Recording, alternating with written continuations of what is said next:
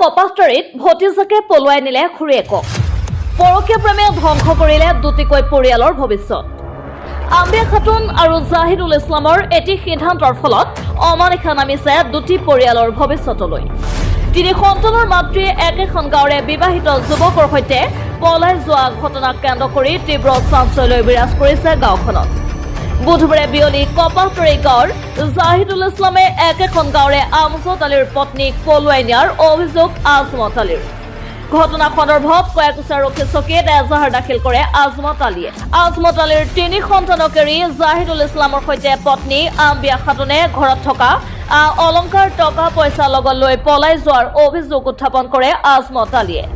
আজমত আলী আৰু গাঁওবাসীৰ ভাষ্য অনুসৰি জাহিদুল ইছলাম আৰু আম্বিয়া খাতুন সম্পৰ্কত খুৰী ভতিজাক এনে এক সম্পৰ্কত কালিমা খানি দুয়োৰে ধ্বংস কৰিলে